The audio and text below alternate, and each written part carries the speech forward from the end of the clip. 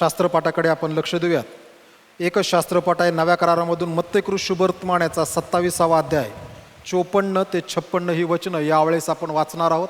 नव्या करारामधून मत्तेकृत शुभवर्तमान याचा 27वा अध्याय 54 ते 56 या वचनाकडे आपण आपलं लक्ष केंद्रित करूयात.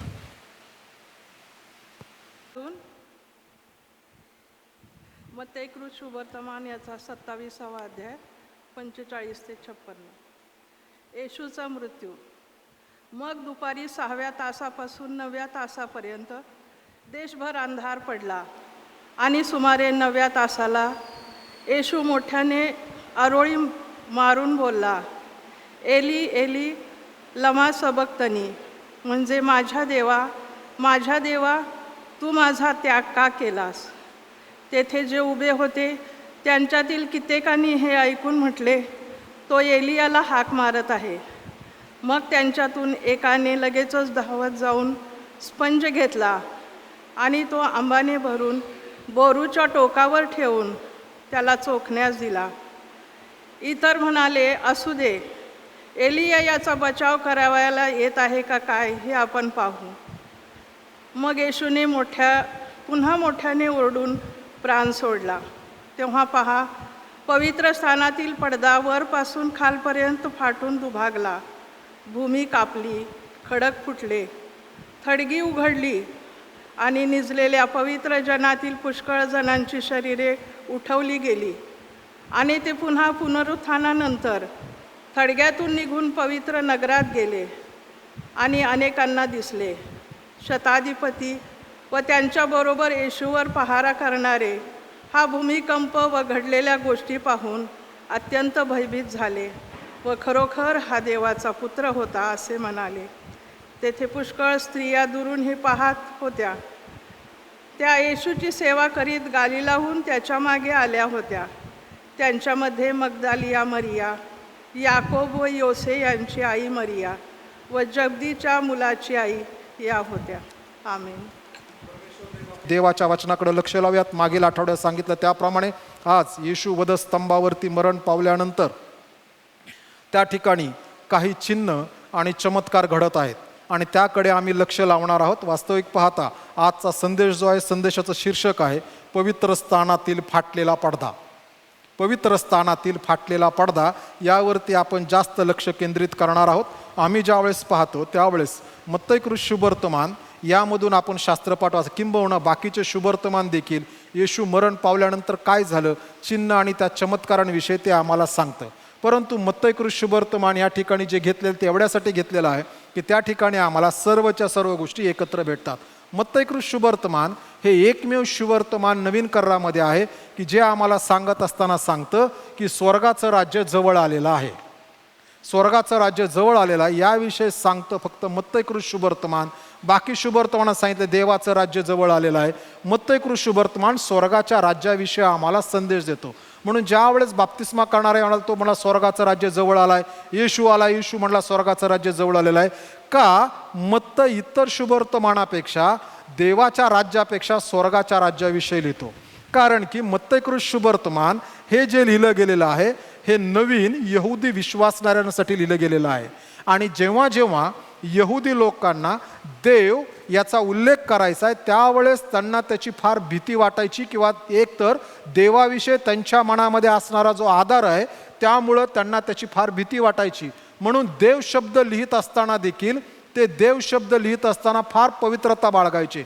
ज्यावेळेस पवित्र शास्त्राची कॉपीवरून कॉपी केली गेली त्यावेळेस शास्त्री लिहित असताना जेव्हा जेव्हा पवित्र शास्त्र तो एक याजक बोलायचा आणि बाकी शास्त्री लिहित असायचे, लिहित असताना देव हा शब्द आला, याह्वे हा शब्द आला, ते आल्यानंतर त्यावेळेस ते उठणार, शुद्धीकरण करणार, नवीन असणारा पेन घेणार आणि मग ते लिहित असताना याह्वे शब्द लिहायचे. इतकी पवित्रता होती. त्यानंतर तो बोरू जो आहे किंवा तो पेन बाजूला ठेवायचा आणि ठेवल्यानंतर पुन्हा दुसऱ्या पेनाने लिहायला सुरुवात करायची.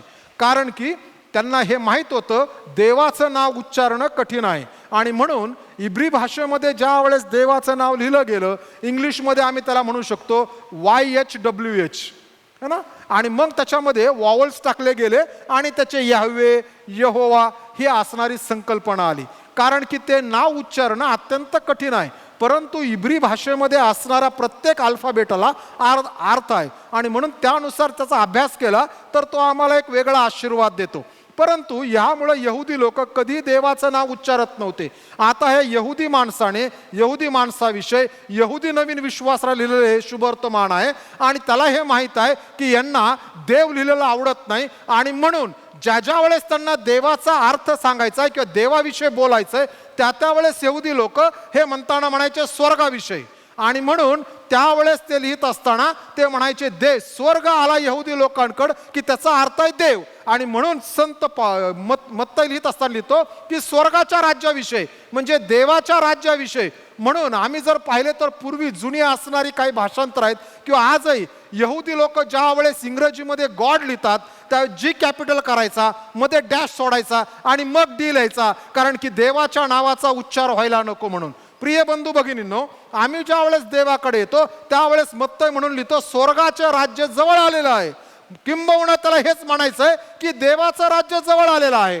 आणि असा हा येशू विषय तो या लोकांना सांगतो. येशू वधस्तंभावरती आल्यानंतर, जे ते जागा असेल तिथं बसून घ्या, येशू वधस्तंभावरती आल्यानंतर आम्हाला हे पाहायला भेटतं की येशू वधस्तंभावरती जो गेला त्याविषयी यशाचा ग्रंथ 53 अध्याय सांगतो देवाच्या मर्जीसाला त्याला ठेचावं आणि म्हणून देवाने त्याला ठेचलं. देवाने युगारंभी एदेन बागेमध्ये हे ठरवलं होतं की त्याचा एकुलता एक पुत्र प्रभू येशू ख्रिस्त हा वधस्तंभावरती मरण पावेल आणि त्या अनुषंगाने तो मरण पावण्यासाठी हा भूतलावरती आला आणि ज्या वेळेस तो वधस्तंभावरती मरण पावतो त्यावेळेस देत असताना त्याचा वृत्तांत आम्ही मत्तई शुभवर्तमानाच्या 27व्या अध्यायाच्या 54व्या वचनापासून पुढे पाहतो आणि त्या ठिकाणी म्हणले मग दुपारी 6व्या तासापासून 9व्या तासापर्यंत देशभर अंधार पडला आणि सुमारे 9व्या तासाला येशू मोठ्याने आरोळ मारून बोलला, येली येली लमा सबक्तनी, माझ्या देवा तू माझा त्याग का केला. मार्क शुभवर्तमान सांगतं येलोई येलोई लमा सबक्तनी. हे दोन्ही शब्द जे आहेत दोघांचा अर्थ एकच आहे, परंतु ज्या वेळेस मत्तई लिहितोय त्यावेळेस तो इब्री भाषा वापरतो आणि मार्क वापरत असताना तो आरामिक भाषा वापरतो आणि म्हणून शब्द आहेत इकडे येली येली आणि तिकडे येलोई येलोई. दोघांचा अर्थ मात्र तोच आहे की तू हे देवा तू माझा त्याग का केलास. ज्यावेळेस आम्ही पुढे येतो आणि मग असं म्हटलेलं आहे की 50 वचन, मग येशूने मोठ्याने ओरडून आपला प्राण सोडला. मत्तई लिहितो मोठ्याने ओरडला. योहान त्या वधस्तंभाच्या जवळ आहे आणि म्हणून त्याने शब्द ऐकले आणि ते शब्द होते आता पूर्ण झाले. टेटलस्टाय हा असणारा शब्द त्याने वापरला. सगळं पूर्ण झालेलं आहे आणि त्याचा आत्मा त्याने पित्याकडे सोपवला आणि जसं येशूने आपला आत्मा पित्याकडे सोपवला तशा काही घटना भूतलावरती घडतात आणि ज्या भूतलावरती घटना घडत आहेत तेव्हा काही घटना 7 घटना घडलेल्या आहेत. काही लोकांच्या दृष्टिकोनातून 4 घटना आहेत, काही लोकांच्या दृष्टिकोनातून 6 घटना आहेत. मी ह्या असणाऱ्या 7 घटना या ठिकाणी वाचत आहे. ते 4 आणि 3 आणि 6 का म्हणतात त्याविषयी एक्सप्लेनेशन करतो, परंतु पूर्वी 7 कडे पाहूयात. कारण की वधस्तंभाच्या भोवती आम्हाला अनेक व्यक्ती दिसतात, वधस्तंभाच्या भोवती अनेक चिन्ह आहेत किंवा वस्तू आहेत, वधस्तंभाच्या भोवती अनेक चमत्कार घडताना दिसतात आणि त्यापैकी हे 7 चमत्कार येशूने आपला आत्मा पित्याकडे सोपल्यानंतर घडतात. त्यातली पहिली महत्वाची गोष्ट आहे की त्या ठिकाणी आम्ही 6व्या वचनात वाचलं की अंधार आहे कारण की येशू आपला आत्मा आता देवाकडे सोपवणार आहे आणि म्हणून त्या ठिकाणी अंधार पसरलेला आहे. ज्यावेळेस आपण गुड फ्रायडेच्या दिवशी येऊ त्या दिवशी ह्या वाक्याच्या अगोदर हा अंधार नेमकं काय सांगतोय त्याकडे आपण लक्ष लावणार आहोत. हा अंधार आहे. दुसरी गोष्ट या ठिकाणी म्हटलेलं आहे की तो म्हणतो पडदा वरपासून खालपर्यंत फाटून दुबागला. तो म्हणतो पडदा जो आहे तो फाटला याविषयी सांगितलं. तिसरी गोष्ट आहे भूमी कापली. चौथी गोष्ट आहे खडक फुटले. 5वी गोष्ट आहे थडगी उघडली. 6वी गोष्ट आहे पवित्र जे निजलेले होते ते पवित्र जनांची शरीरे उठवले गेली आणि 7वी गोष्ट आहे पवित्र जन पवित्र नगरात म्हणजे यरुशलेममध्ये गेले आणि ते अनेकांना दिसले. ह्या 7 गोष्टी येशूने आपला आत्मा देवाकडे सोपवल्यानंतर एका मागं एक घडतात आणि ह्या घडत असताना ह्या प्रत्येक गोष्टीला अर्थ आहे. आणि म्हणून प्रिय बंधू भगिनींनो, ज्यावेळेस आम्ही पाहतो त्यावेळेस या ठिकाणी या सगळ्या गोष्टी ज्या आहेत हा देव ज्या वेळेस आमचा तारणारा प्रभू येशू ख्रिस्त याने आपला आत्मा देवाकडे सोपवला त्यानंतर भूतलावर त्या गोष्टी घडतात. कारण की जो मनुष्याचं तारण करण्यासाठी आला होता त्याने आपला आत्मा देवाकडे सोपून मनुष्य जातीसाठी त्याने देवाकडे खंडणी भरली. आणि उत्पत्ती 3:15 मध्ये सांगितलेलं अभिवचन त्या दिवशी त्या काल्वरीच्या टेकडीवरती, गुलगुत्ता टेकडीवरती पूर्ण होत असताना त्यावेळेसचे असणाऱ्या निसर्गातले बदल हे निसर्गाच्या नैसर्गिक गोष्टीचे बदल नाही. मागच्या आठवड्यामध्ये बँकॉकमध्ये आणि त्याच्या अवतीभोवती भूमिकंप झाले. त्याच वेळेस अनेक राष्ट्रांमध्ये जगामध्ये भूमिकंपाचे हादरे जाणवले. परवा दिवशी सोलापूरमध्ये भूमिकंप झाला. त्याच दिवशी इकडं वरती लडाखमध्ये झाला. ह्या सगळ्या नैसर्गिक प्रक्रिया आहेत. येशूने आपला आत्मा सोपवल्यानंतर जे घडतं ह्या नैसर्गिक प्रक्रिया नाहीत, तर सर्वसमर्थ देव त्याच्या पुत्राने जे अद्भुत काम पूर्णतेस नेलेलं आहे त्याचं अप्रूव्हल करण्यासाठी ह्या सगळ्या एकामागे एक घटना घडत असताना आम्हाला दिसत आहेत. कारण की देव त्याच्या पुत्राच्या बलिदानाविषयी अत्यंत प्रेमाने त्याकडे पाहतो आणि त्याला हे माहित आहे की ह्या पुत्राच्या बलिदानाशिवाय दुसरं कोणतंही बलिदान मनुष्याच्या तारणासाठी आणि पापक्षमेसाठी उपयोगाचं होऊ शकत नाही. कारण की मनुष्याची सगळी चांगली कृत्य ही फाटलेल्या चिंधीसारखी आहेत. आणि म्हणून ज्या वेळेस येशू आमचा तारणारा त्याचा आत्मा देवाकडे सोपवतो त्यावेळेस पवित्र स्थानातील पडदा वरपासून खालपर्यंत फाटला. का फाटला? देवाचे लोक, मला कोणतरी त्या दिवशी म्हणलं, पाळक साहेब देवाचे लोक म्हणत नका जाऊ. म्हणलो का? ते असं 10 दिवशी होते छातीत म्हटले. अहो आम्ही देवाचे लोक आहोत, चांगली गोष्ट आहे ना, बरोबर आहे की नाही? येस, देवाच्या लोकांना देवाच्या गोष्टी माहीत असणं गरजेचं. माहीत नसेल तर आपण माहिती करून घेणं गरजेचं. का पडदा वरपासून खालपर्यंत पडतो? बाकीच्या गोष्टीकडे येतो, मग तिथं येतो. बाकीच्या गोष्टी ज्या येतो असं म्हणतो अंधार पडला है ना. अंधाराविषयी मी गुड फ्रायडेच्या दिवशी सांगतो, कारण की ते लागून त्याला एकमेकाला ते जोडलेलं आहे.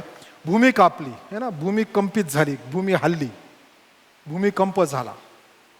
कारण की जो तारणासाठी आलेला होता तो मनुष्याच्या तारणासाठी. आणि रोमकारास पत्रामध्ये म्हटलेलं आहे, भूमी ज्याने तिला स्वाधीन केलं अनितिमत्वाच्या, त्यामुळं भूमी कणत आहे. आणि भूमी म्हणते की आमचा सोडवणारा आता वधस्तंभावर मरण पावला. आणि म्हणून ज्यावेळेस आम्ही प्रगटीकरणाच्या पुस्तकामध्ये येतो, प्रगटीकरणाच्या पुस्तकामध्ये वारंवार भूमिकंप दिसतात, वारंवार भूमिकंप दिसतात.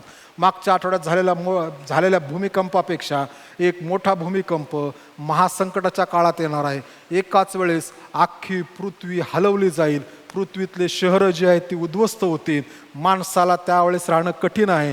ज्यांचं तारण झालेलं आहे त्या अगोदरच मंडळीवर उचलली जात त्या ठिकाणी असतील. येशूने आपला आत्मा सोपल्यानंतर भूमी कंपित झाली आणि भूमी म्हणते की अरे आमचा सोडवणारा ह्याने आमच्या सोडवण्याचा मार्ग मोकळा केला. कधीतरी ज्यावेळेस देवाची योजना आहे त्यावेळेस आमची देखील मुक्तता होईल. ज्याने आम्हाला, ज्या आदामाने आम्हाला ह्या असणाऱ्या कठीण गोष्टीसाठी स्वाधन केलं त्यातून आमची मुक्तता होणार आहे. खडक फुटले, येशूच्या मरणाने खडक फुटले. प्रगटीकरणाच्या पुस्तकामध्ये आल्यानंतर आम्हाला पाहायला भेटतं ज्यावेळेस 6वा शिक्का फुटतो त्यावेळेस जगातले असणारे श्रीमंत, दरिद्री, गरीब, स्त्री, पुरुष सर्व लोक जे आहेत हे खडकामध्ये आणि कपारीमध्ये जाऊन बसतील आणि ते म्हणतील त्या येणाऱ्या क्रोधापासून आम्हाला वाचव. ज्या वेळेस आम्ही पवित्र शास्त्रामध्ये पाहतो त्यावेळेस देवाने निर्माण केलेले खडक जे आहेत ते म्हणतात आता आमचं काय काम आहे? आम्ही ज्याच्यासाठी आम्ही बनवलेलो आहोत, ज्याच्यासाठी आम्ही निर्मिती झालेलो आहोत. कारण शास्त्र आम्हाला असं म्हणतं जगाची निर्मिती प्रभू येशू ख्रिस्तासाठी झाली आणि म्हणून प्रभू येशू ख्रिस्त वधस्तंभावर मेल्याशिवाय मनुष्याची आणि जगाची पृथ्वीची मुक्तता होऊ शकत नाही. आणि म्हणून येशूला मरणं गरजेचं होतं. आणि खडक या ठिकाणी फुटले जातात यासाठी की त्याने आपला आत्मा देवाकडे दिला. जे ठरलं होतं युगारंभी ते पूर्णतच गेलं आणि म्हणून खडक देखील फुटले जातात. पुढं म्हटलं खडक फुटले तर थडगी उघडली गेली. आपल्या कबरा आणि यहुदी लोकांच्या कबरा किंवा पॅलेस्टाईन मधल्या कबरा यामध्ये फरक आहे. आपल्या कबरा आपण खड्डा खणतो, त्यात माणूस टाकतो, परत माती टाकतो आणि घरी जातो. यरुशलेममध्ये असणाऱ्या कबरा ज्या होता ह्या कपारीमध्ये खोदलेल्या असायच्या, डोंगरामध्ये खोदलेल्या असायच्या, गुहेमध्ये असायच्या. त्या ठिकाणी माणसं ठेवून त्या बंद केल्या जायच्या. आणि म्हणून त्या ठिकाणी म्हणलेलं आहे थडगी उघडली गेली. ते जे पॅक केलेलं होतं ते उघडलं गेलं. येशूच्या मरणाने थडगी उघडली गेली. कारण की येशूच्या मरणामध्ये थडगी उघडली गेली त्याचा अर्थ आहे हे मरणा तुझी नांगी कोटी, हे मरणा तुझा विजय कोठे? आणि मरणाचा विजय जो आहे तो कधी नाही, परंतु आमच्या पुनरुत्थित प्रभू येशू ख्रिस्ताने मरणाला त्या दिवशी त्याने हरवलं आणि तो मृत्युंजय ख्रिस्त झाला. आणि म्हणून त्या दिवशी जे आहे त्या ठिकाणची काही थडगी उघडली गेली. इतकंच नाही, काही थडगी उघडली गेल्यानंतर त्याच्यामध्ये आणखीन पुढची जी गोष्ट घडते आहे, आणि काही पवित्र जणांच्या किंवा नीतिमान पवित्र जणांच्या शरीर उठवले गेले. त्यातील सगळे उठवले गेले नाहीत, जे नीतिमान होते तेवढेच उठवले गेले. अरे, या ठिकाणी प्रगटीकरणाच्या पुस्तकाचा संदर्भ आहे. प्रगटीकरणाच्या पुस्तकामध्ये 2 पुनरुत्थान आहेत. पहिलं पुनरुत्थान नीतिमानाचं पुनरुत्थान. जे नीतिमान आहेत ते ज्या वेळेस तुतारीचा नाद होईल, आद्युताची वाणी होईल, त्यावेळेस ते ऐकतील आणि ख्रिस्त येशूमध्ये निजलेले हे पहिले उठवले जातील. मग ते किती वर्षापासून त्या ठिकाणी असो, ते उठवले जाणार म्हणजे उठवले जाणार. त्यांना जगाला त्यांची माहिती असो अथवा नसो, पण पुनरुत्थित ख्रिस्ताला माहिती आहे की ह्याने माझ्यावर विश्वास ठेवून हा देवाचं लेकरू झालेला आहे, ते उठवले जाणार. आणि दुसरं पुनरुत्थान जे आहे ते पांढऱ्या राजासनाच्या समोरचं पुनरुत्थान आहे. त्यावेळेस सगळेच उठवले जातील. आणि अशी 2 पुनरुत्थान आहे. या ठिकाणी देखील ज्यांना पुरण्यात आलेलं आहे, काही नीतिमान आहेत, काही अनीतिमान आहेत. आणि त्यामधले नीतिमान उठवले गेले. देव ज्या वेळेस आपलं काम करतो आणि देव ज्या वेळेस आपली सेवा पूर्णतच नेतो, त्यामध्ये देव कधीही गफलत आणि गल्लत करत नाही. तो नीतिमान म्हणल्यानंतर नीतिमानालाच उठवतो. आणि त्याने काही नीतिमानाला या ठिकाणी उठवलेलं आहे. आणि हे पवित्र निजलेल्या पवित्र जनातील पुष्कळ जणांची शरीरे उठवली. ज्यांना देवाने पवित्र केलं ते उठवले गेले.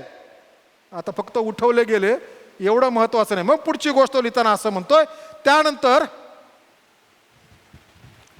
पवित्र जन, 7वी गोष्ट, थडग्यातून निघून पवित्र नगरात गेले आणि अनेकांना दिसले. हे उठल्यानंतर त्या दिवशी ते त्या यरुशलेम शहरामध्ये गेले. यरुशलेम शहरामध्ये गेल्यानंतर ते फक्त गेले नाहीत, ते नुसते आत्म्याने गेले नाहीत. हा मत फार सुंदर स्पष्टीकरण येतो. आणि अनेकांनी त्यांना पाहिलं, याचा अर्थ ते आत्म्याने गेले नाहीत, त्यांना शरीर प्राप्त झालं. त्या शरीरानुसार ते यरुशलेममध्ये गेले आणि लोकांनी त्यांना पाहिलं. हे सगळं घडत असताना जे घडतं हे सगळं जे आहे ते यरुशलेमेमध्ये घडताना दिसतं, अवतीभोवती घडताना दिसतं. परंतु ज्या वेळेस आम्ही पाहतो देवाला आनंद, देवाला कृपा, देवाची समक्षता, देवाचा असणाऱ्या सहभागितेतला आनंद हा त्या असणाऱ्या पवित्र डोंगरावरती होता, की ज्याला टेम्पल माउंट म्हटलेलं आहे. त्या मंदिराच्या डोंगरावरती त्या ठिकाणी घटना घडणी गरजेची होती. आणि म्हणून येशूने आत्मा सोपवल्यानंतर पवित्र स्थानातला पडदा वरपासून खालपर्यंत फाटला. आणि या ठिकाणी आम्ही आल्यानंतर आम्हाला ह्याचा अर्थ समजायला पाहिजे की नेमका पडदा का फाटला. पडद्याची असणारी पहिली ओळख आम्हाला निर्गमाचं पुस्तक याच्या असणाऱ्या शास्त्रपाठामध्ये 26व्या अध्यायामध्ये आम्हाला वाचायला भेटते. त्या ठिकाणी देवाने सांगताना सांगितलं, मला तुमच्या संगती राहायला यायचं 25व्या अध्यायामध्ये, माझ्यासाठी निवास मंडप तयार करा. आणि निवास मंडपामध्ये किती किती किती ठिकाण आहेत? 3. आणि घरी जायचं, परत शास्त्रपाठ काढायचा, परत वाचायचं. मंदिरामध्ये 2च ठिकाणं, पवित्र स्थान आणि परमपवित्र स्थान. अंगण सगळ्यांसाठी होतं. आता पडद्याकडे येतो. ज्या वेळेस पडद्याकडे आम्ही येतो त्यावेळेस जुन्या करारामध्ये देवाने सांगितलं की निवास मंडपासाठी पडदा लाव. आणि म्हणून ज्यावेळेस पडदा लावला जायचा, एक पवित्र स्थानामध्ये एंटर करत असताना आणि पवित्र स्थानातून पवित्र स्थानामध्ये जात असताना असे 2 पडदे, ह्या 2 पडद्यांचा उल्लेख आहे. अनेक वेळेस लोक म्हणताना असं म्हणतात की अरे नाही, जो पडदा फाटला ना, तो पडदा जो आहे पवित्र स्थानात जाताना फाटला. मग पवित्र स्थानामध्ये ह्या मंदिरात पडदा आला कुठून? कारण की हे मंदिर काही शल्मोनाने बांधलेलं मंदिर नव्हतं. हे मंदिर बांधलेलं हेरोदाने बांधलेलं मंदिर होतं. हे मंदिर जास्तीत जास्त त्या काळामध्ये 50 वर्ष जुनं असावं, हा त्याचा इतिहास सांगतो. कारण शल्मोनाने बांधलेलं मंदिर जे आहे हे ऑलरेडी पाडलं गेलं, ते लुटलं गेलं. त्यावेळेस नबुखदनेस्सर राजाने स्वारी केली. नबुखदनेस्सर राजाच्या अगोदर मिसरचा राजा शिशक या शिशक असणाऱ्या फारोने स्वारी केली आणि स्वारी करून त्याने असणाऱ्या ह्या दक्षिण भागामध्ये त्याने स्वारी केली आणि त्यांनी वस्तू घेतल्या, लुटल्या आणि तो निघून गेला. त्याने काय काय नेलं याविषयी कोणाला माहीत नाही. आर्कॉलॉजिस्ट आज बरंच अभ्यास त्याविषयी करत आहेत. त्यानंतर नबुखदनेस्सर राजा आला. नबुखदनेस्सर राजाने यरुशलेमेवर स्वारी केली आणि त्याने सगळं मंदिर लुटून नेलं. म्हणून आम्हाला दानिएलच्या पुस्तकामध्ये वाचायला भेटतं की तो असणारा बेलशस्सर राजा म्हणतो, माझा वडील नबुखदनेस्सर याने इस्रायलाचा देव परमेश्वर याच्या मंदिरातून यरुशलेमेतून आणलेली पात्र आणा. त्या पात्रातून मी, माझे सरदार, माझ्या पत्नी आणि उपपत्नी आम्ही सर्वजण मद्यप्राशन करू. त्या ठिकाणून ज्यावेळेस त्याने साहित्य घेऊन या त्यावेळेस हे सगळे देवाच्या मंदिरातल्या असणाऱ्या ह्या वस्तू त्या ठिकाणी आणून ठेवल्या होत्या. परंतु त्या ठिकाणी कर्राचा कोश, सुवर्णाची वेदी, त्याच्यानंतर त्या ठिकाणी असणारा दीपवृक्ष, त्यानंतर त्या ठिकाणी असणारी समक्ष त्याच्या भाकरीचा असणारा टेबल, ह्याचा उल्लेख आम्हाला कुठं दिसत नाही. कारण ज्या वेळेस पुन्हा देवाचे लोक बाबेलमधून पुन्हा येऊ लागले 70 वर्ष काळ झाल्यानंतर, त्या काही वस्तू घेऊन आले आणि वस्तू त्याच्यामध्ये ह्याचा कुठेही उल्लेख नाही. बाकीच्या वस्तू ते घेऊन आले, तो एक वेगळा अभ्यास आहे. ह्या वस्तू गेल्या कुठं आणि कुठं असाव्यात. परंतु हे सगळं घडल्यानंतर ज्यावेळेस जरुबाबेल आला, जरुबाबेल आल्यानंतर त्या मंदिराची त्याने असताना त्याने पुन्हा उभारणी केली. परंतु तो उभारणी करत असताना शल्मोनाच्या मंदिरासारखं वैभव त्या मंदिरात, कारण शल्मोनाने सगळीकडे मंदिरामध्ये सोन्याचा पत्रा लावला होता, सगळीकडे सोन्याने भरलं होतं. आणि म्हणून इसवी सन 70 मध्ये ज्या टायटस बादशाने ह्या मंदिराकडे आला, ते की जे मंदिर होतं त्या टायटस बादशाला कुणीतरी कानात सांगितलं, हे शल्मोनाने बांधलेलं मंदिर आहे. ह्याच्यानंतर ह्या असणाऱ्या हेरोदाने डागडुजी केली आणि ते तळा पुनर्जीवित केलं. पण शल्मोनाने मंदिर बांधत असताना असं म्हटलं जातं, त्याने 2 दगडाच्या मध्ये सोनं घालून हे मंदिर उभा केलेलं आहे. आणि म्हणून टायटस बादशाने इसवी सन 70 मध्ये प्रभू येशू ख्रिस्ताने सांगितलं त्याप्रमाणे सगळं मंदिर पाडलं. एकूण एक चिऱ्यावर चिरा पाडला, कारण त्याला सांगितलं सोनं 2 विटांच्या मध्ये आहे. आता हे सोनं त्याला पाहिजे होतं आणि म्हणून प्रत्येक दगड पाडला गेला आणि ह्या सगळ्या गोष्टी घडत गेल्या. आता हे बांधलेलं हेरोदाचं मंदिर जे आहे, ह्या हेरोदाच्या मंदिरामध्ये असणारा जो पडदा आहे त्याची उंची आहे 60 फूट. त्याने शल्मोनाच्या मंदिरापेक्षा मंदिराची उंची वाढवली होती. 60 फुटाचा हा पडदा आहे की जो पवित्र स्थान आणि परमपवित्र स्थान याला दुभागतो. हा जो पडदा आहे, या पडद्याकडे आल्यानंतर ह्याची जाडी जवळजवळ 4 इंच जाड होती. हा पडदा उतरवायला आणि परत लावायला आणि त्याची काळजी घ्यायला 300 लेवी आणि याजक यांना नेमस्त केलेलं होतं. त्यांनी तेवढंच काम करायचं. 300 लोकांशिवाय तो वर उचलून लावता येत नव्हता. इतका जड त्याचं वजन घडत होतं. असा हा पडदा आहे की जो त्या ठिकाणी पवित्र स्थान आणि परमपवित्र स्थान विभागतो. आता हेरोदाच्या मंदिरामध्ये लावलेला हा जो पडदा आहे पवित्र स्थान आणि परमपवित्र स्थान विभागणारा, आता आम्ही पाहतो पवित्र स्थानामध्ये तर सगळ्या वस्तू आहेत. कारण की आम्हाला वाचायला भेटतं, जखऱ्या आपल्या असणाऱ्या नियमाप्रमाणे किंवा कालक्रमानुसार मंदिरामध्ये धूप जाळण्यासाठी गेला. सकाळ आणि संध्याकाळ परमेश्वराच्या पवित्र स्थानामध्ये धूप जाळावा लागत असे. आणि तो म्हणतो धूप जाळण्यासाठी गेला त्यावेळेस वेदीच्या बाजूला त्याला गॅब्रिएल देवदूत उभा राहिलेला दिसला आणि तो त्याच्याशी बोलला. म्हणजे वेदी त्याच ठिकाणी आहे. त्या वेदीवरती तो धूप जाळण्यासाठी गेला होता. परंतु परमपवित्र स्थानामध्ये आतमध्ये काहीच नव्हतं, कारण की त्या ठिकाणचा कर्राचा कोश फार पूर्वीच कुठेतरी बंदिस्त किंवा लपवून ठेवण्यात आलेला आहे. आणि म्हणून येशूच्या काळामध्ये परमपवित्र स्थानाच्या आतमध्ये कर्राचा कोश नव्हता, ते रिकामीच होतं. कारण की त्या ठिकाणी कर्राचा कोश असं म्हटलं जातं, इर्म्याने तो कर्राचा कोश लपवून ठेवला. कुठे लपवला कोणाला माहीत नाही. म्हणून ज्यावेळेस येशूने विचारलं मला लोक कोण म्हणून म्हणतात, त्यावेळेस ते म्हणले कित्येक इर्मया. पवित्र शास्त्रात तर कुठं लिहिलं नाही ना इर्मया येणार, पण यहुदी लोकांचा विश्वास आहे मशिया येण्याच्या अगोदर इर्मया येईल आणि तो इर्मया पुन्हा येईल आणि त्याला माहिती आहे कर्राचा कोश कुठं ठेवलेला आहे आणि तो कर्राचा कोश असून मंदिरामध्ये स्थानापन्न करेल. पुढच्या आठवड्यामध्ये म्हणजे जावळ्याच्या रविवारच्या नंतरच्या आठवड्यामध्ये थोडंसं इस्रायलच्या असणाऱ्या न्यूजवरती थोडंसं लक्ष केंद्रित करा. कोणास ठाऊक न जाणो त्या ठिकाणी वधस्तंभाचा दिवस साजरा करत आहोत. त्याच्या आदल्या दिवशी वलांडणाचा सण आहे आणि त्या दिवशी जर लाल बछडा म्हणजे रेड हायपर जर कापला गेला तर यरुशलेमेमध्ये मंदिर हे फार लवकर उभा राहील. कारण की यहुदी अभ्यासकांचं म्हणणं असं आहे 2025 मध्ये हे होणं गरजेचं आहे. थोडं पुढच्या आठवड्यात न्यूजकडे लक्ष ठेवा काय घडतंय. जर ते घडलं तर आम्ही आता मंडळी वर उचलल्या जाण्याच्या उंबरठ्यावरून उभा राहिलो. मंदिर बांधलं जाईल, त्या मंदिरामध्ये खोटा ख्रिस्त येऊन उभा राहील आणि मत्तय लूक लिहितात त्याप्रमाणे निषिद्ध अर्पण मंदिरामध्ये तो अर्पण करायला लावेल. म्हणून मंदिर बांधलं जाणं गरजेचं आहे आणि ते होईल. काही अभ्यासक म्हणतात हे सैतानाचं किंवा खोट्या ख्रिस्ताचं मंदिर आहे. ते काही असो, पण यरुशलेमेमध्ये परमेश्वराच्या गिरीवरती मंदिर बांधलं जाणार आणि हे जर पुढच्या आठवड्यात घडलं तर आम्ही तुतारी ऐकण्याच्या तयारीमध्ये राहणं गरजेचं आहे. मग हे जे मंदिर आहे ते बांधलं आणि ह्या असणाऱ्या हेरोदाने मग ते पुनर्जीवित केलं आणि एक जे आहे पवित्र स्थानात जाताना, म्हणून आम्हाला वाचायला भेटतं लेवीच्या पुस्तकात 3 अध्याय 2 वचनात, ज्यावेळेस तू अर्पण करशील त्यावेळेस त्याचा जो पडदा आहे त्या पडद्याविषयी विशेष उल्लेख म्हणजे पवित्र स्थानात जाण्याच्या पडद्याविषयी लिहिलेला आहे. ज्यावेळेस आम्ही पाहतो त्यावेळेस काहींचं म्हणणं हा बाहेरचा पडदा फाटला.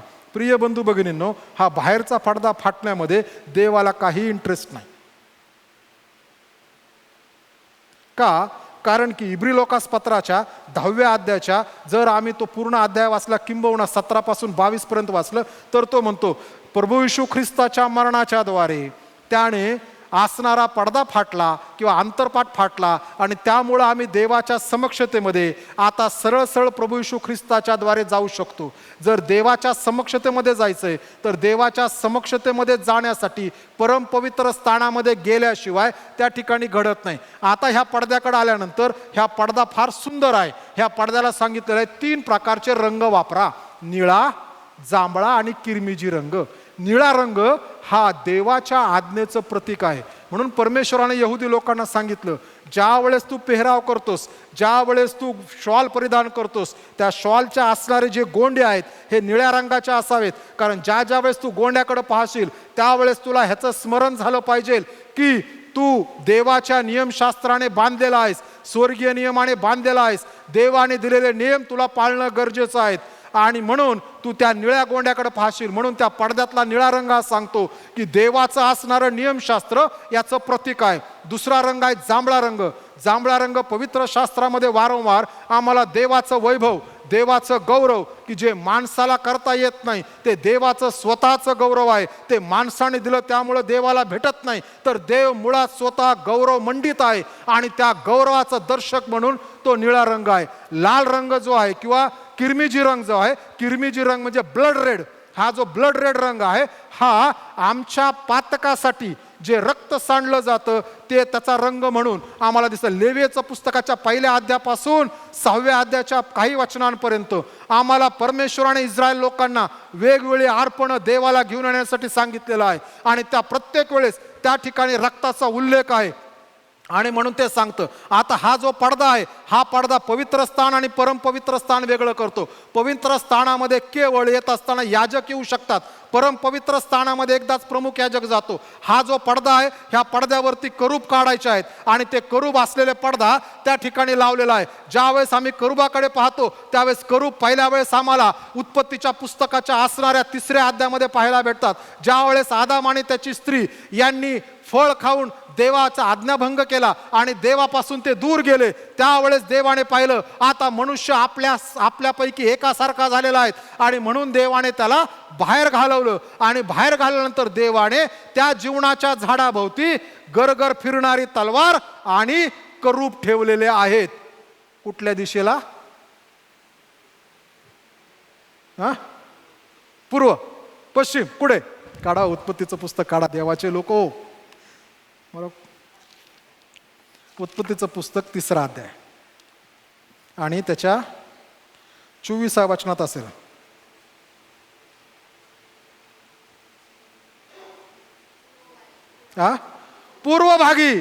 पूर्वभागी देवाने त्या ठिकाणी असणारी आता करूब ठेवला. म्हणजे जर पूर्वभागी आहे, समजा इकडं पूर्व आहे, या ठिकाणी करूब ठेवला तर या ठिकाणून ते येऊ शकत नाहीत.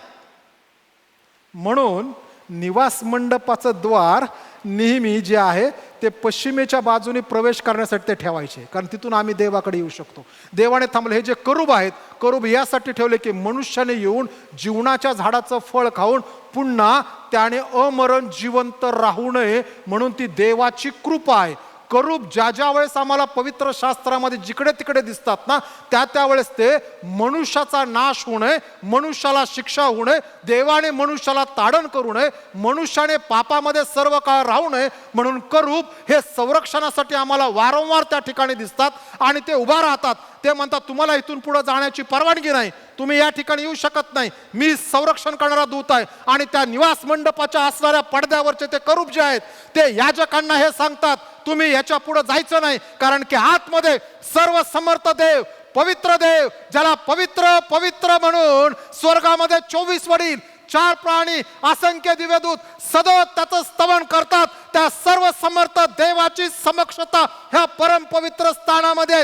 तू इथंच थांब, इथंच त्या वेदीवरती धूप जा आणि इथूनच पुन्हा तू मागं जा. तुमच्यापैकी एकालाच वर्षामध्ये एकदाच काही वेळेसाठी परम पवित्र स्थानामध्ये येण्यासाठी मी पाचारण करणार आहे. वलांडण सणाच्या दिवशी प्रमुख याजक वर्षातून एकदाच स्वतःसाठी आणि संपूर्ण राष्ट्रासाठी हातातल्या बोलमध्ये रक्त घेऊन तो जात असे आणि आतमध्ये जाऊन शिंपडत होते. ज्यावेळेस तो जायचा त्यावेळेस ते 2 पडदे असायचे, एक पडदा नाही 2 पडदे असायचे. जात असताना पडदा काय असा बाजूला करून तो जात नसायचा. विचार करावं, हातामध्ये बोल आहे है ना. आम्ही अनेक वेळेस काय विचार करतो माहिती आहे का, तो जात असताना पडद्यामधून घुसला, एका हातात बोल आहे. यहुदी लोकांचा जो याजक आहे ना, ह्या याजकाला खूप नियम आहेत. त्याने कसं चालायचं, कसं बसायचं, कुठं बसायचं.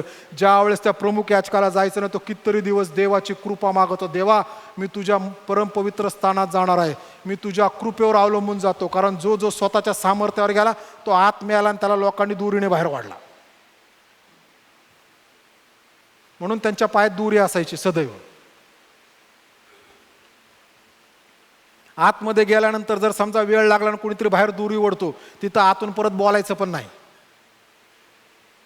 अरे थांब काम चाललंय म्हणायचं पण नाही. फक्त पायाने तणी ओढले की आपली जागेवर परत पाय घ्यायचा. हा हातामध्ये बोल घेऊन येत असताना असा दोन्ही हातामध्ये त्याने सन्मानाने बोल घेऊन यायचा. असा एका हातात घेऊन यायचा नाही. म्हणून मी अनेक वेळेस म्हणतो, प्रबोधन देत असताना बाजारात चालल्यासारखं बास्केट घेऊन असं चालू नका. त्याला नीट पवित्रतेने नीट पवित्र, कारण की देवाचं प्रभू येशू ख्रिस्ताने आम्हाला लावून दिलेलं विधी आहे, त्याच्यासारखं पवित्र दुसरं कुणी नाही. तो असा आम्ही नीट दिला पाहिजे. लोकांना देत असताना अत्यंत पावित्र्याने दिला पाहिजे आणि आम्ही घेत असताना देखील पावित्र्याने घ्यायला पाहिजे. भाकर देत असताना ते अशी 2 हातामध्ये धरूनच द्यायला पाहिजे. अशी अशी अशी अशी अशी नाही द्यायची आणि अशी गटकन खायची नाही. ती घ्यायची, प्रार्थना करायची, सन्मान करायचा आणि मग ते, कारण की ते आम्ही ख्रिस्ताच्या शरीराचं दर्शक म्हणून खात आहोत. ज्या रात्री वलांडणाचं भोजन झालं त्या रात्री त्यांनी देवाने त्यांना सांगितलं होतं, तयार व्हा, पायात जोडे घाला, हातामध्ये काठी घ्या, कोकरा कापा. त्याचा काय करा, ते कोकरा कापायला ना वलांडणाच्या दिवशी काय करा, कोकऱ्याचं कालवण नाही करायला लावलं, ते रोस्ट करा, ते रोस्ट करा. एका कुटुंबामध्ये जेवढे लोक तेवढे रोस्ट करा आणि घाईघाईने खा. का घाईघाईने खा? कारण की मी कधी म्हणेल चला हे तुम्हाला माहित नाही. देव आम्हाला जे करायला लावतो, त्या दिवशी इस्रायल राष्ट्राने जे केलं, एका बाजूला पॅकिंग करायचं, देव म्हणतो चला निघा. एखाद्या माणसाला सांगितलं आज तुला निघायचं, निघता येईल का? नाही. काय घ्यायचं आणि काय नाही ह्याचा मोठा प्रश्न आहे. तो येत असताना असा हातामध्ये बोल घेऊन फार पवित्रतेने यायचा. मग तो इकडून येणार असा पवित्र स्थानातून. इथं समजा वेदी आहे, मी हे चर्च म्हणजे पवित्र स्थान, परम पवित्र स्थान यात विभागत नाही, तुम्हाला समजावं म्हणून सांगतो. ही समजा इथं वेदी आहे, वेदीच्या बाजूने तो आल्यानंतर प्रमुख याजक या बाजूला येणार, ह्या पडद्याच्या बाजूला थोडी जागा, तिथून तो असा यायचा. म्हणून शास्त्रात म्हटलेलं आहे, ज्यावेळेस निवास मंडपामध्ये पडदा टाकला त्यावेळेस पडद्याच्या पलीकडून कर्राच्या कोशाचे केवळ दांडे दिसायचे. मग तो इथून येणार आणि या पडद्याच्या टोकापासून पलीकडे जाणार. ते पण जात असताना असं नाही जाणार. देवाच्या समोर कुणी मनुष्य ताट मानेने जाऊ शकत नाही. तो कृपेमध्ये, देवा तुझी कृपा, तो फार झुकत जाणार. देवाच्या त्या कर्राच्या कोशाकडे लक्ष न लावता आपलं बोट शिंपडून त्या शिंगाला लावून त्याच्यावर थोडं शिंपडणार, परत उलटं येणार आणि मग तो बाहेर निघणार. असा हा पडदा होता. आणि ते करूब म्हणायचे, थांब तो आज जाऊ शकत नाहीस.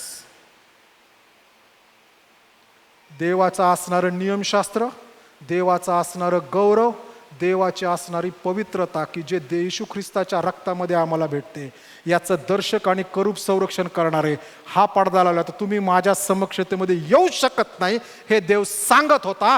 आणि त्या दिवशी येशूने आपला आत्मा देवाकडे सोपवला आणि देव म्हणतो, मला जगातल्या सर्व लोकांसाठी सर्व काळासाठी तू खंडणी भरून दिलेली आहेस आणि आता ह्या असणाऱ्या नियमशास्त्राचं माझं गौरव लोकांना दिसण्यापासून कोणी अडवू शकत नाही. आणि म्हणून परमेश्वराने वरपासून खालपर्यंत पडदा फाडला, तो दुभागला आणि देवाने पवित्र स्थान आणि परमपवित्र स्थान एक केलं. देवाने केवळ पडदा दुभागला नाही तर परमेश्वर म्हणतो, तुम्ही आता नियमशास्त्राच्या अधीन नाही तर तुम्ही कृपेच्या अधीन आहात. तुम्ही नियमशास्त्रापेक्षा कृपेमुळे माझ्याकडे आलेला आहात. तुमच्या अर्पणापेक्षा मी तुमच्या असणाऱ्या संत दावीद म्हणतो त्याप्रमाणे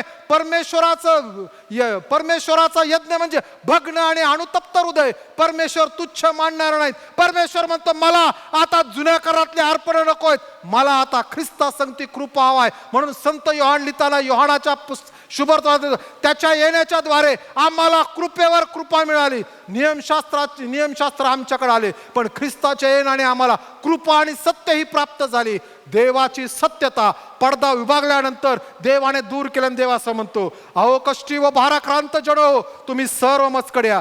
देवाने पडदा दुभागला. या ठिकाणी वापरलेला ग्रीक शब्द जो आहे त्या शब्दाकडे पाहिल्यानंतर तो शब्द मत्ती शुभवर्तमानाच्या सुरुवातीच्या अध्यायामध्ये आणि मार्क शुभवर्तमानाच्या सुरुवातीच्या अध्यायात वाचायला भेटतो.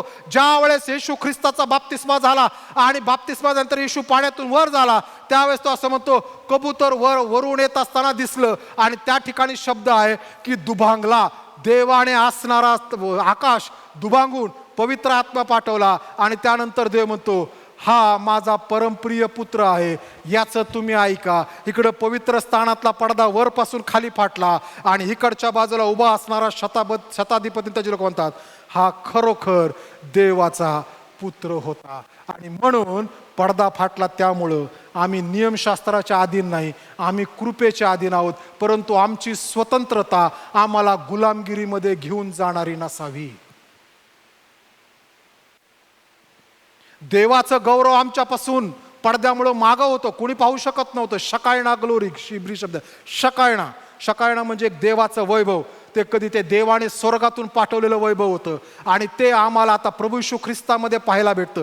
म्हणून पडदा दूर झाला. आणि म्हणून ज्याला ख्रिस्त समजला त्याला देव समजला, ज्याला ख्रिस्ताची कृपा समजली त्याला देवाची कृपा समजली. ज्याने देवाच्या प्रीतीचा प्रभू येशू ख्रिस्तामध्ये अनुभव घेतला त्याने त्या कर्राच्या कोशावरती लावलेला जे असणारं दयासान होतं त्या दयासानाचा अनुभव घेतला. आणि म्हणून पूर्वी देव अंशांनी प्रकारांनी आपल्या संदेशाद्वारे आपल्या लोकांशी बोलत होता, पण काळाच्या पूर्णतेनंतर तो त्याच्या पुत्राच्या द्वारे आमच्याशी बोलत आहे. आणि म्हणून प्रिय बंधू भगिनींनो, त्या असणारा जोपर्यंत पडद्यामध्ये होता तोपर्यंत देव मोशे आहारोनाच्या कुळातले याजक त्याचप्रमाणे ज्यांना नेमस्त केलं त्यांच्याद्वारे बोलत होता. आणि आज देव आमच्याशी बोलत आहे. आणि म्हणून प्रकटीकरणाच्या पुस्तकामध्ये म्हटलेलं आहे, त्या प्रभू येशू ख्रिस्ताने आम्हाला त्याचं राज्य आणि याजक असं स्थानापन्न केलेलं आहे. आणि म्हणूनच पेत्र लिहित असताना पेत्राच्या पत्रामध्ये म्हणतो, तुम्ही तर निवडलेला वंश आणि राजकीय याजक गण आहात. देवाच्या समक्षतेत देवाच्या कृपेमध्ये जाण्यासाठी देवाने मधला असणारा आडभिंत दूर केली.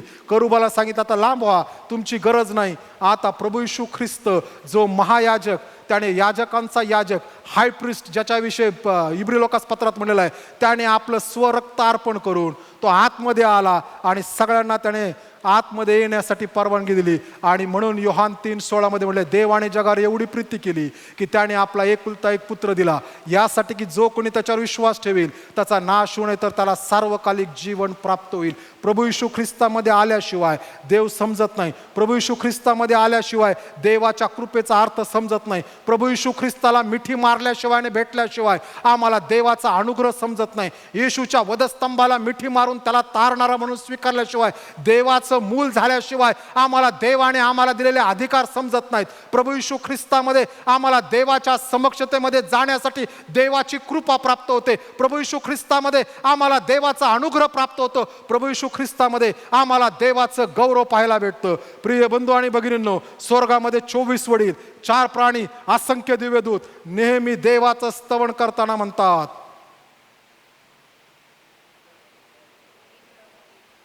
तिथं म्हणतात का हो पुरवठा पुरवठा पुरवठा. तिथं म्हणतात का हो आरोग्य आरोग्य आरोग्य.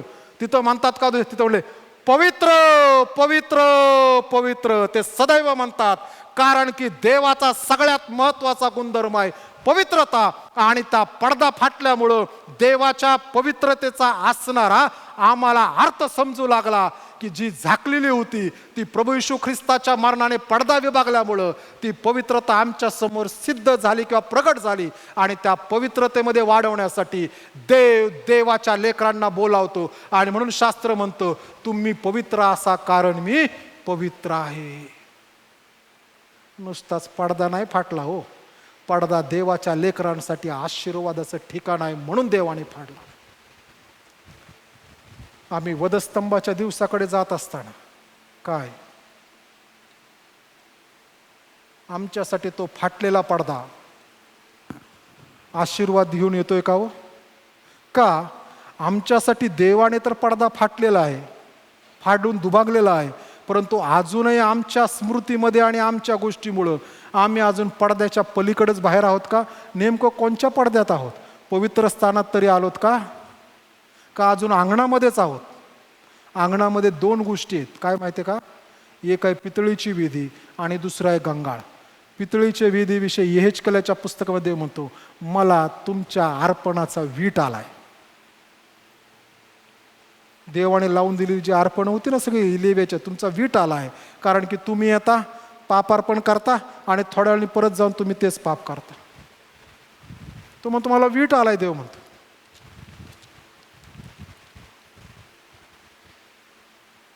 प्रिय बंधू आणि भगिनींनो, वधस्तंभाच्या दिवसाकडे जात असताना त्या पवित्र स्थानातला पडदा फाटल्यानंतर आमच्यासाठी जे आशीर्वाद आहेत ते आम्ही घेणं गरजेचं आहे. नाही तर देवाने तर कृती केली पण आम्ही अजून पडद्याच्या बाहेरच आहोत. देव म्हणतो अहो कष्टी व भाराक्रांत जण तुम्ही सर्व मजकड्या म्हणजे मी तुम्हाला विसावा देईल. त्या दिवशी तो सेंच्युरियन, तो शताधिपती, त्याचे लोक येशूचं मरण पाहिलं, भूमिकंप जाणवला, सगळं जाणते म्हणतात खरोखर हा देवाचा पुत्र होता. आमची येशूची काय ओळख आहे? मी येशूला काय म्हणून ओळखतो?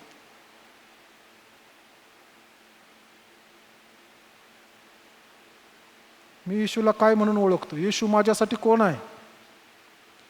परंपरेतून आलेला येशू आहे का? रूढी परंपरेचा ख्रिस्त आहे का? वडिलोपार्जित मी ख्रिस्त आहे का? एक संकल्पना जगात सध्या फार जोर धरू लागली की जी चुकीची संकल्पना आहे. ती संकल्पना ही आहे की आम्ही पिढ्यानपिढ्यांचे ख्रिस्ती आहोत. सध्या जग याविषयी फार बोलत राहिले.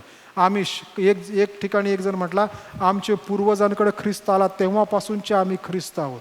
तुम्हाला माहिती आहे का वडिलोपार्जित ख्रिस्त म्हणजे ख्रिस्ती म्हणजे ख्रिस्ती नाही.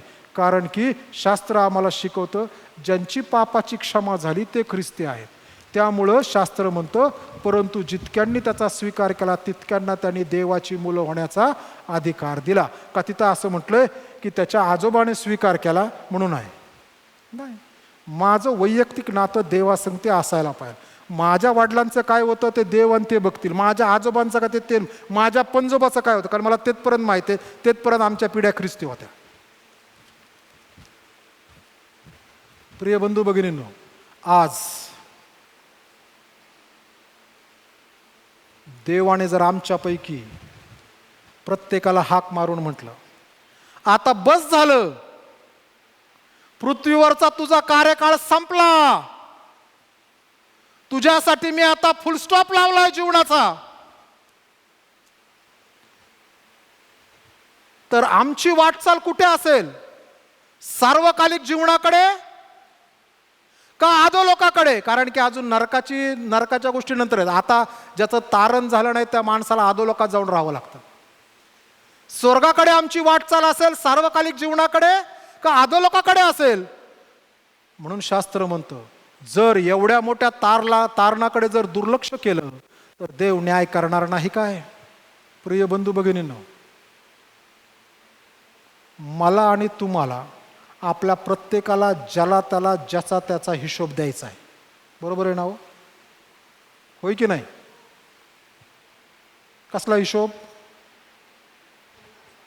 जीवनाचं म्हणजे जीवनाचं म्हणजे काय? जीवनात काय काय आहे? वर्तणूक. अजून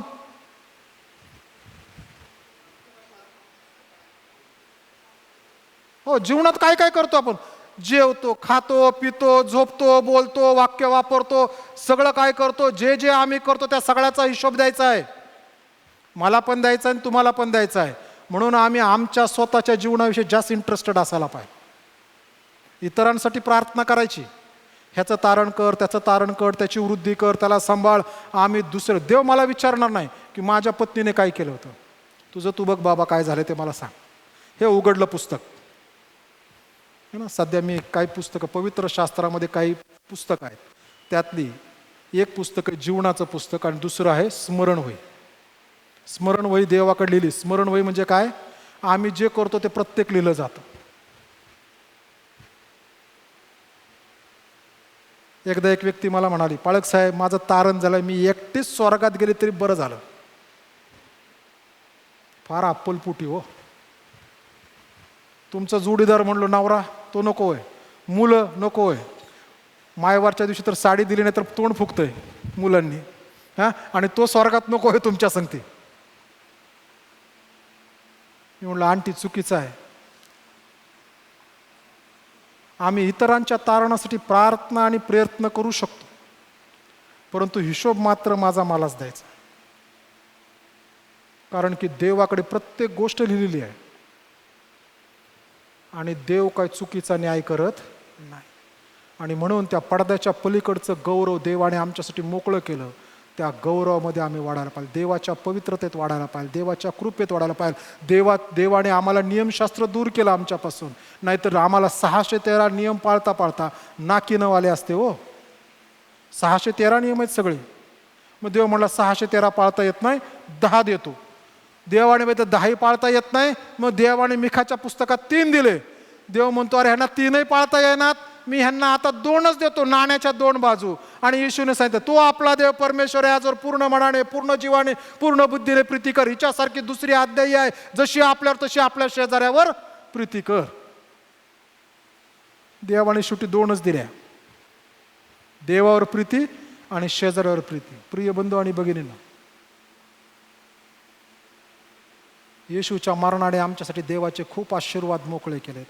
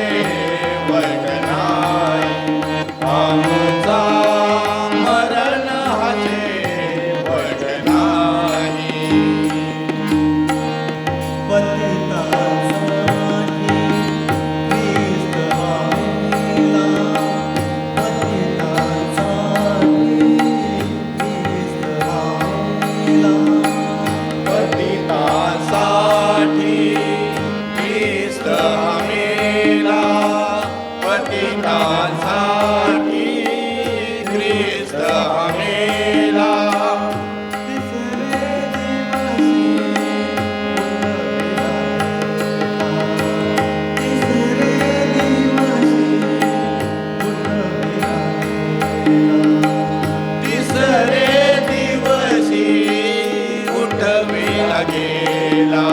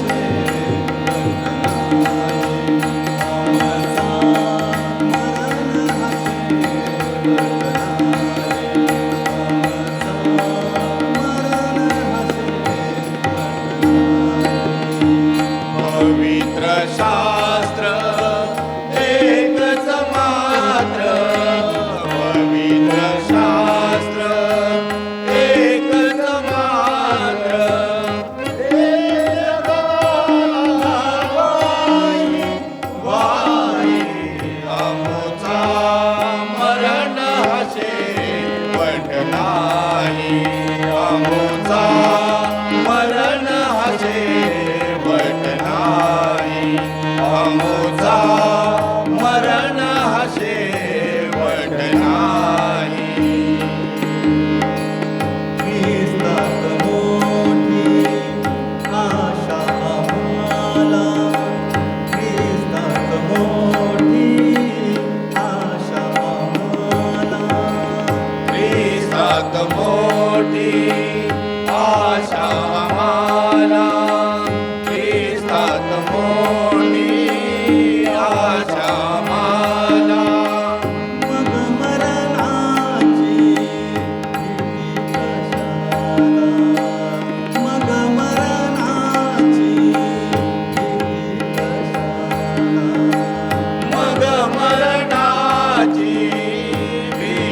कशाला, मग मरणाची भीती कशाला, मग मरणाची भीती कशाला. पुनरुत्थान आहे खचित हो, पुनरुत्थान आहे खचित हो, पुनरुत्थान आहे खचित हो, पुनरुत्थान आहे खचित हो, पुनरुत्थान आहे खचित हो. ख्रिस्त प्रभू ठाई आमचा मरण हसे वटलाई, आमचा मरण हसे वटलाई, आमचा मरण हसे वटलाई. पवित्र शास्त्र एकच मात्र, पवित्र शास्त्र एकच मात्र, देते जगाला ग्वाही, ग्वाही आमचा मरण हसे वट नाही, आमचा मरण हसे वट नाही, आमचा मरण हसे वट नाही. सर्व आहेत जे विश्वासणारे, सर्व आहेत जे विश्वासणारे, सर्व आहेत जे विश्वासणारे, सर्व आहेत जे विश्वासणारे. प्रभु वचनेही आठवुचणारे, प्रभु वचनेही आठवुचणारे, प्रभु वचनेही आठवुचणारे, प्रभु वचनेही आठवुचणारे. ख्रिस्त सुवार्ता बहुमोलाची, ख्रिस्त सुवार्ता बहुमोलाची, ख्रिस्त सुवार्ता बहुमोलाची, ख्रिस्त सुवार्ता बहुमोलाची, ख्रिस्त सुवार्ता बहुमोलाची.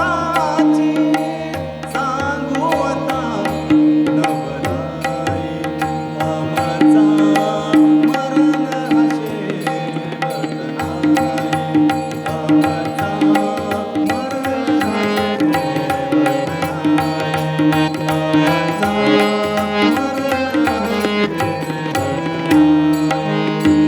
पवित्र शास्त्र एकच मात्र, पवित्र शास्त्र एकच मात्र, देत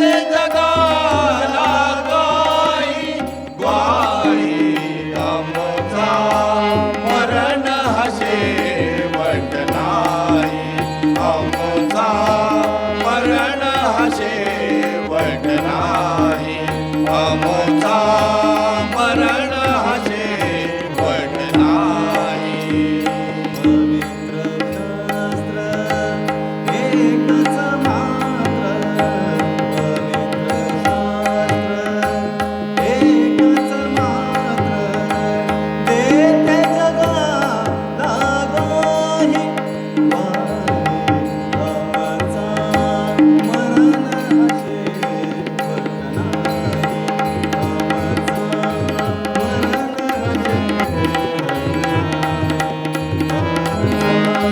मरण हा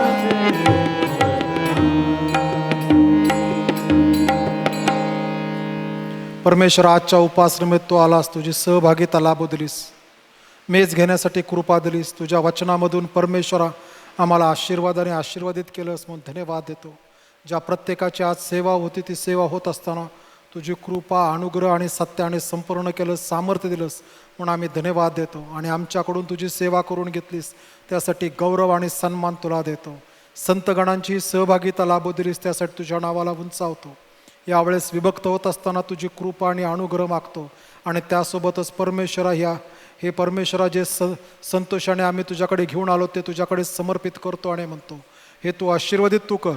याद्वारे तुझ्या नावाचं गौरव करून घे आणि याद्वारे तुझ्या नावाला मान महिमा भेटेल, मंडळीचा विकास होईल, द्राक्षमळा वृद्धी होतील अशी तुझी कृपा तू होत. प्रार्थना येशूच्याद्वारे मागतो म्हणून तो ऐक. आमेन. हे आमच्या स्वर्गातील पित्या, तुझे नाम पवित्र मानले जाऊ, तुझे राज्य येऊ, जसे स्वर्गात तसे पृथ्वीवरही. तुझ्या इच्छेप्रमाणे हो. आमची रोजची भाकर आज आम्हास दे, आणि जसे आम्ही आपले ऋणे आसरून सोडले आहेत तसेच तू आमचे ऋणे आम्हास सोड, आणि आम्हास परीक्षेत आणू नकोस, तर आम्हास वाईटापासून सोडव. कारण की राज्य, सामर्थ्य आणि गौरव ही सर्व काळ तुझीच आहेत.